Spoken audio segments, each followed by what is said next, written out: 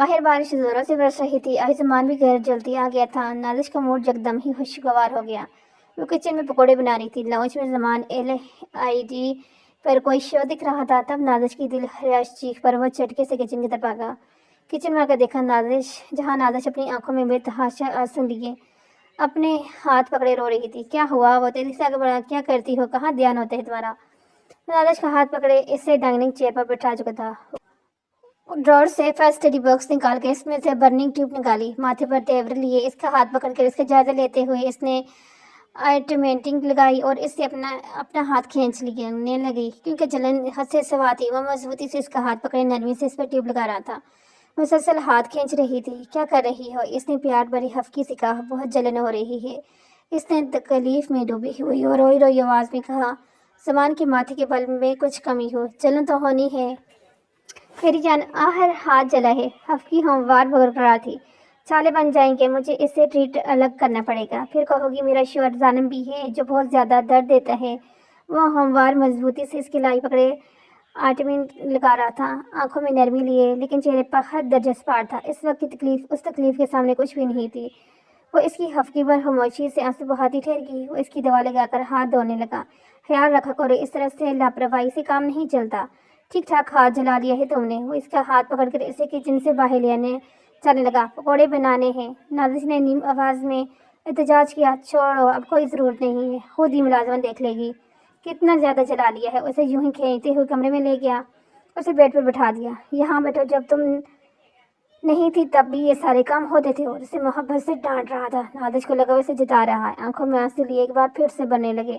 کیا بات ہے، کیوں بار بار رو رہی ہو؟ ابھی ٹھیک ہو جائے گا۔ وہ اس سے اپنے سینے سے لگائے اس کا سر سلاتے ہوئے کہہ رہا تھا۔ ایک منٹ، کچھ ہوا ہے؟ زمان ایک بار جھکا کیونکہ اس کی جان سے پیاری بیوی اچانک ہی بے بات پر رو نہیں سکتی تھی۔ وہ جلنے میں اتنا زیادہ تو بالکل بھی نہیں، یقیناً اصل وجہ کچھ اور تھی۔ وہ اسے ناسمجھی سے دیکھتے ہوئے سوچ رہا تھا، آپ نے محبت سے میرا ہاتھ کا معائنہ کیا ہی نہیں، ہاتھ پکڑ کر سیدھا دوائی لگا دی اور صرف ڈانٹ رہے ہو، وہ بھی اتنا سارا۔ نازش نے منہ بناتے ہی شکر کیا۔ زمان ہنس دیا۔ کوئی حال نہیں تمہارا؟ وہ اس کے سر پر چت لگانے لگا۔ میں تمہاری امیدوں پر پورا نہیں اترتا نا۔ کچھ دیر بعد زمان نے اداسی کہا۔ نازش کا دل اس کی اداسی بھرے چہرے پر تڑپ گیا۔ ایسا نہیں ہے، میری خواہشات ہی بہت فضول سی ہیں۔ نازش نے شرمندگی سے کہا۔ آپ بہت اچھے ہیں۔ نازش نے اس کی شرٹ کے بٹنز کو چھیڑتے ہوئے کہا۔ ہاں، لیکن میں رومانٹک بھی نہیں ہونا۔ اس کی مایوسی کم ہونے میں نہیں آ رہی تھی۔ جتنا وہ چاہتا تھا وہ اپنی محبوب ترین بیوی کے معیار پر پورا اترتا، اتنا ہی یہی نہیں کہ اس سے کوتاہی ہو جاتی تھی۔ اب وہ ٹھہری ناولز کی دیوانی اور وہ ٹھہرا بیچارہ ڈاکٹر، یہ دو الگ الگ دنیا کے لوگ کیسے مل پاتے؟ ہاں، کیونکہ آپ بہت ڈفرینٹ ہیں۔ نازش نے اس کی گال پر اپنے نرم ہونٹوں کا لمس چھوڑا۔ زمان نے مسکراتے ہوئے اس کا ہاتھ پکڑ لیا۔ اب بھی جلن ہو رہی ہے؟ وہ تکلیف اور محبت سے اس کی ہتھیلی دیکھتے ہوئے پوچھ رہا تھا۔ نازش نے منہ سوڑتے ہوئے سر اسباب میں ہلایا۔ میرا والا طریقہ زیادہ ٹھیک تھا۔ تم میری اتنی محبت سے دیکھنے کے باوجود جلن تو نہیں پھر بھی ہو رہی ہے؟ وہ شرارت کرنے سے باز نہ آیا۔ نازش کھلکھلا کر ہنسی۔ اور میرے اسٹائل میں اس بار انجوائے کرتے ہیں۔ پکوڑے نہ صحیح، لیکن میں، تم اور یہ بارش کا موسم ایک ساتھ بہت حسین لگے گا۔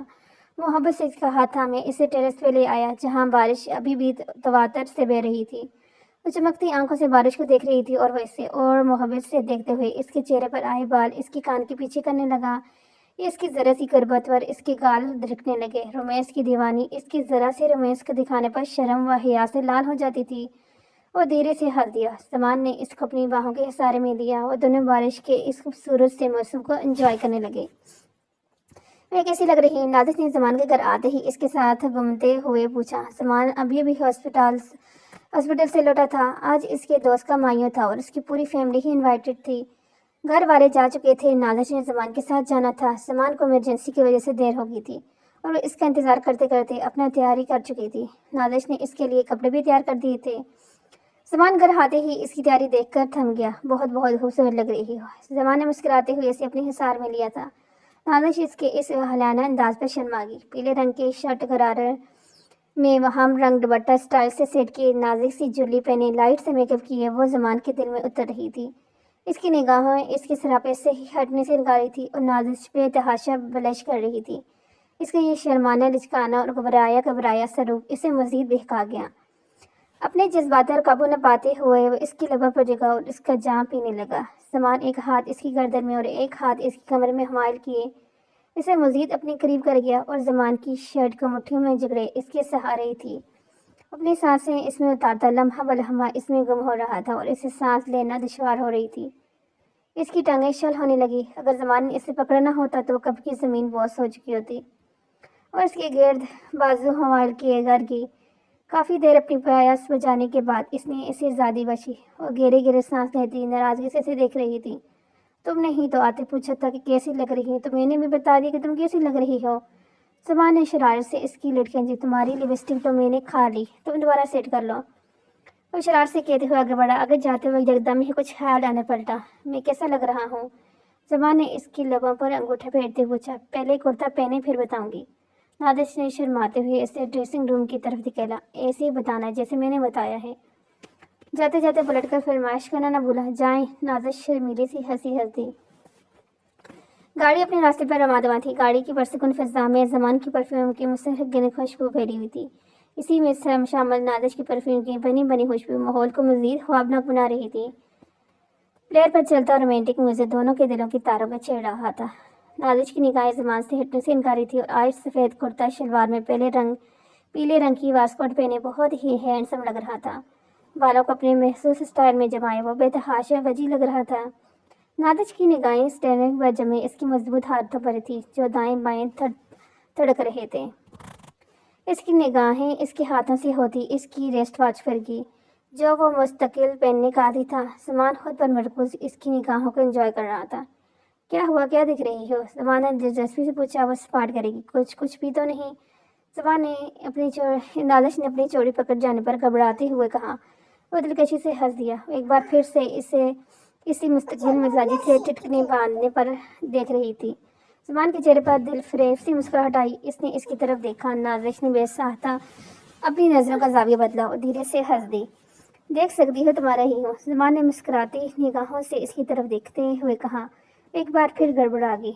اس کا شور ہے یا پھر کیا ہوا؟ وہ دیکھ رہی ہے تو. نادش کے دل نے بے خوفی سے دلیل دی. زمان سامنے موجود سڑک کو دیکھ رہا تھا اور سگنل کے کھلنے کا انتظار کر رہا تھا. جب نادش کی نگاہیں بار بار بھٹک کر اس پر جا رہی تھی اور واپس لوٹنے سے انکاری تھی. اس کی آنکھوں میں محبت کا جہاں بات تھا. محبت کی آگ زمان کے دل میں بھی چل رہی تھی لیکن انہیں اظہار کے معاملے میں اناڑی تھا. اسے اپنے جذبات اور احساسات کا اظہار کرنا نہیں آتا تھا. ویسے سڑک پر نگاہیں جمائے اس کی نظروں کی تپش خود پر محسوس کر رہا تھا اور اسے بہت اچھا لگ رہا تھا. نادش کیسے یوں ٹٹکی باندھے دیکھنا. میں تمہیں تفصیل سے گھر جا کے دیکھوں گا. زمان نے ادھر ادھر نظر ڈراتے شرارت سے کہا. نادش اس کی بات اپنے خیالوں سے چوکی. پھر اس کی بات پوری سمجھانے پر بلش کرنے لگی. زمان دھیرے سے ہنس دیا.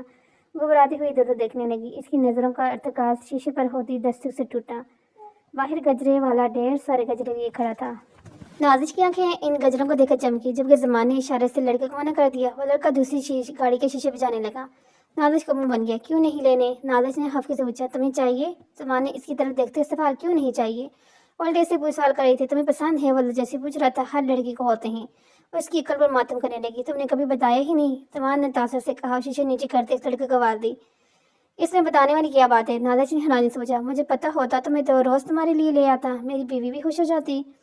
زمان نے اس لڑکے کو پیسے دیتے اس سے گجرے لیے اور شیشے اوپر کر لیا. اس کے ہاتھ بڑھا کر تیزی سے گجرے ڈیش بورڈ پر رکھ دیے اور گاڑی اسٹارٹ کر دی کیونکہ اب سگنل بھی کھل چکا تھا. نادش حیران ہوتی نگاہوں سے اس کے عمر کو دیکھنے لگی. ایسے ہی میری بیوی سمجھتی رہی میں ان رومانٹک ہوں. گجرے سے یوں چٹکی میں مان جاتی. وہ کادر اگڑائے اپنا داغ بٹھانے کی کوشش کر رہا تھا. جی نہیں, مجھے اندازہ ہو چکا ہے. میرا شور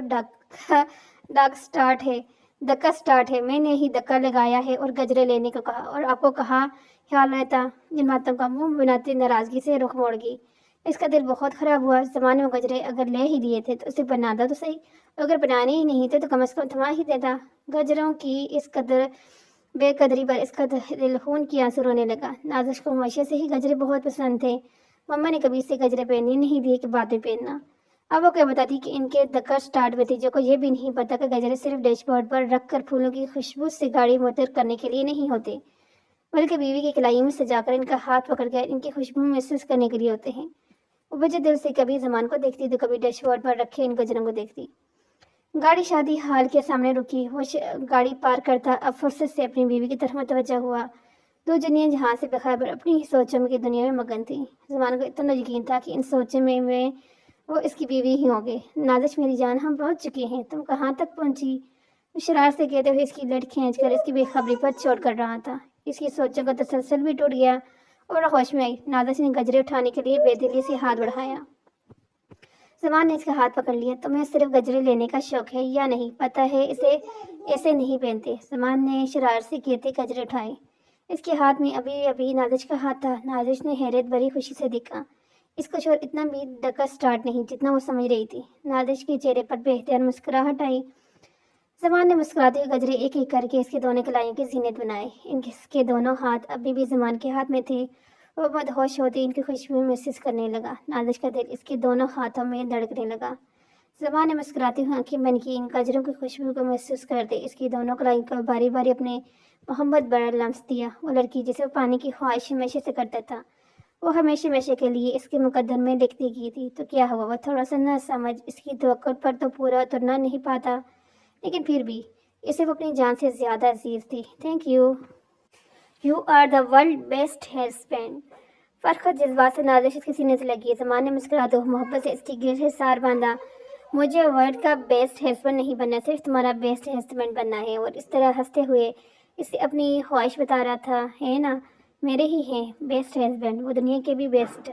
اس کے سینے سے چہرہ اٹھائے، اس کے چہرے کو محبت پاش نظر سے دیکھتی بتا رہی تھی، آئی لو یو۔ نازش نے دھڑکتے دل سے اظہار کرتے اسے رسان پر اپنے نرم لبوں کا لمس چھوڑا۔ اس کی لپسٹک زمان کے رسان پر اپنے نشان چھوڑ گئی۔ لپسٹک کے نشان پر نظر پڑتے ہی اس سے ہوش آیا۔ اوہ، آئی ایم ریئلی سوری۔ نازش نے انگوٹھے سے اس نشان کو مٹاتے ہوئے کہا، وہ اس سے محبت کا اظہار گھر جا کر لینا، یہاں دنیا کو مت دکھاؤ۔ زمان نے ہنستے ہوئے اسے لپسٹک کا نشان ٹشو سے صاف کیا اور کھلکھلا کے ہنس دی۔ نازش تیزی سے سیڑھیاں اتر رہی تھی، تبھی اس کی فرشی شلوار میں اس کا پاؤں اٹکا اور وہ اندھے منہ سیڑھیوں سے لڑکھڑاتی ہوئی گرتی چلی گئی۔ نازش کی چیخیں پورے گھر میں گونج اٹھی۔ گھر کے در و دیوار اس کی چیخوں سے جھلجھلا اٹھا۔ گھر کی سبھی خواتین اس دل دہلان والی چیخوں سے ہولتے ہوئے باہر آئی۔ لاؤنج میں آتی ہی نازش کو بے ہوش اور خون میں لت پت پڑے دیکھا تو وہ ہول کر رہ گئی۔ سمل بھاگتی ہوئی اس کی طرف لپکی۔ مامی اور نانو بھی اس کے پاس آئی۔ سمل اس کی کال تھپتھپا کر اسے ہوش میں لانے کی کوشش کر رہی تھی اور وہ ہوش و ہراس سے بیگانہ تھی۔ سر سے خون بل بل بڑھ رہا تھا۔ نازش وہ پریشانی سے نازش کو اٹھانے کی کوشش کرنے لگی۔ بھائی کو کال کرو، نادیہ بیگم نے زمل کو پریشانی سے کہا۔ زمل نے پریشانی کے عالم میں بھائی کو کال ملائی۔ بھائی کال نہیں اٹھا رہے، وہ او وی ٹی میں ہوں گے۔ زمل نے روتے ہوئے کہا، ایمبولینس کو کال کرو۔ نادیہ بیگم پریشانی کے عالم میں بولی۔ ایمبولینس کے آتے ہی وہ لوگ نازش کو ہاسپٹل لے کے گئے۔ اس کا ٹریٹمنٹ شروع کر دیا گیا۔ انہوں نے افتخار صاحب اور نازش کے والدین کو بھی کال کر کے نازش کی گرنے کا اور اسے ہسپتال لے جانے کا بتا دیا تھا۔ زمان او وی ٹی سے نکلا تو اپنے موبائل چیک کیا جہاں زمل کی لاتعداد کالز تھی۔ وہ فکر مند ہوا، فوراً زمل کو کال ملائی۔ ہیلو بھائی، زمل نے روتے ہوئے پکارا۔ زمل بیٹا کیا ہوئے، رو کیوں رہی ہو؟ سب ٹھیک ہے؟ زمان نے پریشانی سے پوچھا۔ بہن کی پریشانی اور روتی آواز اسے مزید پریشان کر گئی۔ بھائی ہم ٹھیک ہیں، لیکن نازش ٹھیک نہیں۔ زمل نے بےساختہ آنسوں کے درمیان کہا، کیا ہوا ہے اسے؟ زمان ازحد پریشان ہوا، وہ سیڑھی سے گر گئی۔ زمل روتے ہوئے اسے بتانے لگی، اب کیسی ہے؟ ٹھیک نہیں ہے، وہ ہم ہسپتال میں ہیں۔ زمان کے دل کو کچھ ہوا، اسے اندازہ نہیں تھا کہ اتنی سیریس چوٹ ہوگی۔ وہ دونوں ایک دوسرے سے بہت محبت کرتے تھے۔ چھوٹی چھوٹی سی بات پر ہی وہ پریشان ہو جاتی تھی، وہ رونے بھی لگ جاتی تھی۔ کون سے ہاسپٹل ہے میں؟ اس نے بیقراری سے پوچھا۔ آپ کے ہاسپٹل میں، زمل نے روتے ہوئے بتایا، میں آ رہا ہوں۔ وہ فوراً کال کاٹتا ایمرجنسی وارڈ کی طرف بھاگا۔ وارڈ میں آتے ہی اسے اپنی فیملی کھڑی نظر آئی۔ وہ ان سب سے ملنے بغیر اندر گھس گیا جہاں اس کی دشمن جان اس کا ٹریٹمنٹ چل رہا تھا۔ اس کے آتے ہی نرس اسے تفصیلات بتانے لگی۔ لیڈی ڈاکٹر اسے ٹریٹ کر رہی تھی، وہ بھی آگے بڑھ کے اسے دیکھنے لگا۔ اس کے اسٹیچز لگا دیے گئے تھے۔ زبان اس کی تسلی کرتا باہر آیا۔ اس کے آتے ہی زمل اس کے ساتھ لگ گئی۔ بھائی، وہ بہت رو رہی تھی۔ اب کیسی ہے نازش؟ افتخار صاحب نے پریشانی سے پوچھا۔ ٹھیک ہے، اسٹیچز لگا دی، ابھی ہوش بھی نہیں آیا، کچھ دیر میں آ جائے گا، آپ لوگ پریشان نہ ہو۔ زمان نے افتخار صاحب کے کندھے پر ہاتھ رکھ تسلی دی۔ زمان کے بتانے پر سب نے شکر کا کلمہ ادا کیا۔ گری کیسے؟ زمان کو جیسے یاد آیا، پتہ نہیں بیٹا، ہم سب اپنے کمرے میں تھے، نازش کی چیخوں سے ہی ہمیں پتہ چلا۔ نادیہ بیگم نے تکلف سے بتایا۔ زمان نے ان کو ساتھ لگایا۔ آپ بے فکر ہو جائیں، بالکل ٹھیک ہے، میں دادو کو کال کر کے بتا دیتا ہوں، وہ پریشان ہو رہی ہوں گی۔ زمل نے آنسو صاف کرتے ہوئے کہا، آپ لوگ چاہیں تو گھر جا سکتے ہیں، میں ہوں یہاں نازش کے پاس۔ زمان نے انہیں تسلی دی، نہیں بیٹا، جب تک ایسے ہوش نہیں آئے گا ہم یہاں رہیں گے، گھر جا کے ہمیں سکون نہیں آئے گا، اور پھر بچی کیا سوچے گی کہ میرے پاس کوئی بھی نہیں۔ نادیہ بیگم بڑی ہی محبت سے نازش کا ذکر کر رہی تھی۔ زبان نے دھیرے سے مسکراتے سر اس بات میں لایا، اچھا آپ لوگ میرے آفس میں بیٹھ جائیں، زمان نے انہیں اپنی آفس میں بٹھا دیا اور اندر اس کے پاس آ گئے جہاں اس کی جان سے پیاری بیوی ہوش و حواس سے بیگانہ بے سٹ پڑی تھی۔ اسے بالکل بھی اچھی نہیں لگ رہی تھی۔ زمان کا دل کٹ کر رہ گیا۔ اس کی رنگت زرد پڑ رہی تھی، چہرے پر نیل کے نشان بھی موجود تھے۔ اسے کتنی تکلیف ہوئی ہوگی۔ وہ تو اسے الٹی سیدھی فرمائشیں کرتی اچھی لگتی تھی، کھلکھلاتی ہوئی چہکتی ہوئی اس کے دل میں بہار لاتی تھی۔ لیکن وہ جانتا تھا کہ یہ تکلیفیں بس کچھ ہی دیر کی تھی۔ ایسا اس کی سب زخم پھر سے بڑھنے لگ جائیں گے۔ بس ابھی تکلیف دہ لمحات تو وہ تھے جب وہ ہوش و خراش سے بیگانہ تھی۔ ایک بار وہ ہوش میں آ جائے گی، اس سے بات کر لے گی، زمان کے دل کو قرار آ جائے گا، تسلی ہو جائے گی، اس کی تڑپ میں کمی آ جائے گی۔ وہ ایک بار اسے دیکھ لے، اس سے بلائے تاکہ زمان پر سکون ہو سکے۔ دل تھا کہ کاٹنوں پہ ٹوٹ رہا تھا۔ گر سانس دیتے وہ وہیں اس کے پاس بیٹھ گیا۔ نازش کو ہوش آ چکا تھا، سبھی گھر والے اس سے مل کر جا چکے تھے۔ زمل نے اس کے ساتھ لگتے ہی ایک بار پھر سے رونے کا شغل سر انجام دیا، یعنی زمان نے پکڑ کے پیچھے کیا اور رونے سے منع کیا، کیونکہ اس کے ساتھ ساتھ نازش بھی رو رہی تھی۔ اس نے زمل کو ماما پاپا کے ساتھ بھی مشکل کر بھیجا۔ وہ آج خود نازش کے ساتھ رہنے والا تھا۔ وہ نہیں چاہتا تھا کہ اس کی وجہ سے اس کے یا نازش کے والدین کو کوئی تکلیف پہنچے، اور پھر اس کا دل بھی ابھی ہاری کمرے میں نہیں لگنا تھا، اس لیے آج اس کا یہاں رکنے کا پلان تھا۔ آپ کیوں رکے ہیں؟ نازش نے نڈال آواز میں زمان سے پوچھا۔ کیوں نہیں رکنا چاہیے تھا؟ وہ تو اسی سے دریافت کر رہا تھا۔ آپ کی صبح ڈیوٹی بھی ہوتی ہے، آج بھی آپ پورا دن بزی رہے تو تھک جائیں گے، اس کے لیے پریشان ہو رہی تھی۔ آرام نہیں کریں گے تو بیمار ہو جائیں گے، ابھی تو میں خود اس قابل نہیں ہوں کہ آپ کا خیال رکھ سکوں۔ نازش نے معصومی سے کہا۔ زمان نے کہہ لگایا، میری جان فکر مت کرو، میں تم سے اپنا خیال نہیں نکھار رہا۔ زمان نے محبت سے اس کے بالوں میں انگلی چلاتی کہا، پہلے اپنا خیال تو رکھو لو، اور پھر اگر میں گھر پہ چلا بھی گیا تو خالی کمرہ مجھے منہ چڑھائے گا، میرا دل نہیں لگے گا تمہارے بغیر۔ اسے اپنے بے بسی انتہائی سنجیدگی سے بتا رہا تھا۔ زیادہ درد تو نہیں ہو رہا؟ زمان نے محبت اور فکر مندی سے پوچھا۔ بہت زیادہ ہو رہا ہے، نازش نے بھیگی آواز میں کہا۔ میں ابھی تمہیں پین کلر دیتا ہوں، تھوڑی دیر تک ٹھیک ہو جائے گا، تم فکر مت کرو۔ وہ سکون سے اپنے شوہر سے خدمتیں کرواؤ، وہ اسے شرارت سے چھیڑ رہا تھا۔ نازش نے دل سے مسکرا دی۔ اس کی مسکراہٹ اتنی جاندار، اتنی دلکش نہیں تھی جتنی عام دنوں میں ہوا کرتی تھی۔ آج اس کی مسکراہٹ میں تکلیف اور کھوکھلا پن واضح نظر آ رہا تھا۔ زمان کے دل کو کچھ ہوا، تو مجھے ایسے بالکل بھی اچھی نہیں لگ رہی۔ ٹھیک سے مسکرا کر دیکھا، وہ فرمائش کر رہا تھا۔ نازش نے اپنے شوہر کی فرمائش پر لبیک کہتے مسکرانے کی کوشش کی، لیکن تاحال وہ اس میں کامیاب نہیں ٹھہری۔ تمہیں تو خوش ہونا چاہیے، کیونکہ تمہارے سالار نے یا عمر نے اپنی بیویوں کے اسٹیچز نہیں لگوائے ہوں گے، لیکن میں نے زمان کرمانی نے اپنی بیوی کے اسٹیچز لگائے۔ وہ کالر اکڑاتا فخری انداز میں اس کا کارنامہ دار پڑا تھا، اس سے بھی داد چاہتا تھا۔ نازش کھل کر مسکرائی، یہ تو آج اس کے ذہن میں آیا ہی نہیں۔ وہ دھیرے سے ہنس دی۔ کوئی اور وقت آتا تو شاید وہ اس خوشی کی سیلیبریشن بھی کرتی، کیونکہ اس کے دل کو تو واقعی سکون ملا تھا۔ یہ کام تو نہ سالار نے کیا نہ عمر نے، جو اس کا شوہر اس کے لیے کر گزرا۔ نازش نے محبت پاش نظروں سے اسے اپنے شوہر کو دیکھا۔ زمان عمر شوہر نہیں، وہ شرارت سے مسکراتے ہوئے اس کی تصدیق کر رہی تھی۔ ہیں، عمر شوہر نہیں تھا؟ وہ حیرانی سے دریافت کر رہا تھا۔ نہیں تھا، وہ اسے بتا رہی تھی۔ انفیکٹ اس نے اپنی محبت کی قربانی دے دی تھی اور اینڈ پر مر بھی گیا۔ وہ آنکھیں بند کی تکلیف سے اس کا اختتام بتا رہی تھی۔ زمان کے دل کو کچھ ہوا، اس نے نازش کے رخسار پر محبت سے لب رکھے۔ یار تم ایسے ہی عمر پر دیوانی ہو رہی تھی، پھر تو مجھے زیادہ کمپٹیشن صرف سالار نے دینا تھا۔ ایسے ہی عمر لائن میں لگا ہوا تھا۔ زمان نے شرارت سے اسے اپنے سینے سے لگایا۔ مجھے سالار سکندر نہیں چاہیے تھا، مجھے زمان کرمانی چاہیے، وہ جو میری ہر تکلیف میں تڑپ اٹھے، جو مجھ سے بے انتہا محبت کرے، میرا خیال رکھے، میرے فضول سے فضول فرمائش اور خواہشات کا احترام کرتا ہے، میری خاطر اپنے مزاج کے مخالف جاتے ہیں، میری ہر غلطی کو درگزر کرتا ہے، لیکن صرف شادی کے بعد سے۔ نازش اس کے گال کو کھینچتے ہوئے اسے پاور کروا رہی تھی، اور مجھے یہ بھی اندازہ ہو چکا ہے کہ اس کے زمان کرمانی کی محبت کا پلہ ہمیشہ باری رہے گا، کیونکہ وہ محبت صرف اور صرف اپنی پیاری بیوی نازش کے لیے ہے، جس کی خوشی اس کے چہرے پر مسکراہٹ لے آتی ہے، جس کی تکلیف سے وہ تڑپ اٹھتا ہے۔ سالار کی محبت کا باؤ ہوگا امامہ کو، کیونکہ وہ محبت اس کی تھی اور حقیقی معنوں میں تو تھی ہی نہیں۔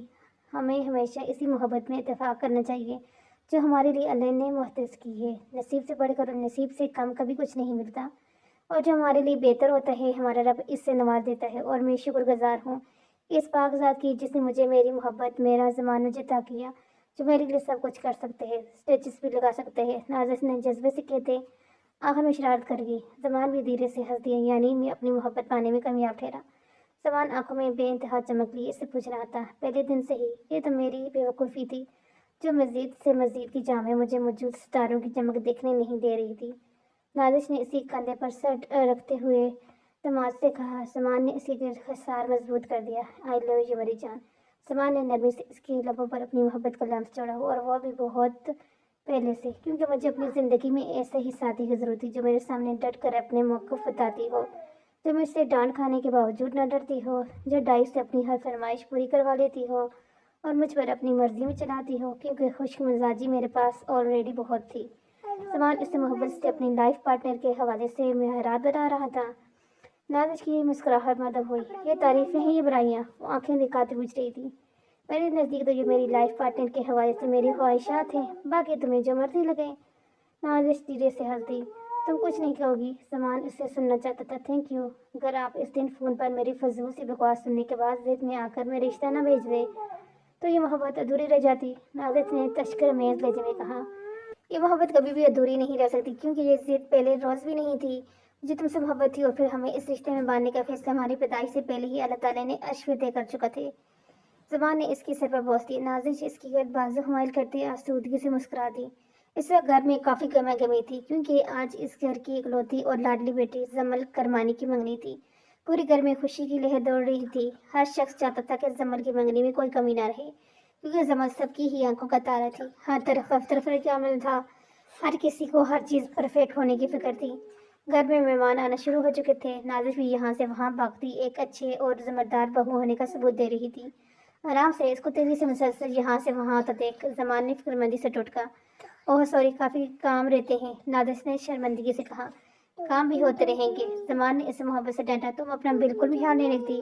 अगर अब तुम्हें इसने ऐसी कोई भी लापरवाही करते हुए देखा तो हाथ पकड़ के ले जाऊँगा। और बेड पर बैठा दुकान की को तुम मेरी बिल्कुल भी नहीं मानती। ज़मान ने इसे वार्न किया। अनकरीब नाज़िश और ज़मान की हाँ औलाद की वलादत होने वाली थी। वक्त के साथ साथ इनकी मोहब्बत भी परवान चढ़ रही थी, और इसमें मजबूती भी आ चुकी थी। वो दोनों एक दूसरे के बगैर एक लम्हा भी नहीं रह सकते थे। नाज़िश ने मोहब्बत पाई नजरों से अपने शोहर को देखा, जो उसका बहुत ख्याल रखते थे। इस तरह से नाज़िश को भी समझ चुकी थी कि हकीकी ज़िंदगी और हाली ज़िंदगी में बहुत फ़र्क होता है। वो दुनिया फैंटेसी की दुनिया है, जो इंसान की तवक्कुआत और ख्वाहिशात को मज़ीद बढ़ा देती है और अपनी हकीकत में मौजूद ज़िंदगी की नियामतों से दूर कर देती है। इसे ये भी समझ आ चुका था कि किसी की ज़िंदगी भी मुकम्मल और परफेक्ट नहीं होती। हर एक की ज़िंदगी में कहीं न कहीं कोई ना कोई कमी ज़रूर होती है, लेकिन हमें इस कमी को लेकर नहीं बैठना चाहिए, बल्कि जो हमारे पास हो इसके साथ आगे बढ़ना चाहिए। डॉक्टर बने हिटलर। नाज़िश ने इशारे से अपने शोहर को छेड़ा। बिल्कुल, अगर तुम अपने ख्याल नहीं रखोगी तो मैं हिटलर हस्बैंड भी बन जाऊंगा। और उसका हाथ पकड़ कमरे में ले आया। ओके माई लविंग के हस्बैंड, अब ऐसे भी ठीक है, अब तैयार हो जाए, मैं अभी आती हूँ। जमल को भी देखना है, और कहीं मेरा ही इंतजार न कर रही हो। नाज़िश ने बाहर की तरफ जाते कहा। ज़मान ने इसका हाथ पकड़ कर रोका। ये तो बताने दो कि मेरी जान कैसी लग रही है। ज़मान ने इसकी कमर में बाजू हाइल करते हुए अपने करीब किया। पहले तो तैयार हो जाएं, फिर बता दीजिएगा। नाज़िश ने ब्लश करते इससे टालना चाहा, क्योंकि इसे पता था कि इसका ट्रिक बदल जाएगा। बिल्कुल भी नहीं, मुझे अभी तुम्हें बताना है कि इसके लबर पर जगह उसको अपनी कैद में ले लिया और इनकी नींद पीने लगा। नाज़िश ने इसकी शर्ट मुट्ठी में जकड़ ली।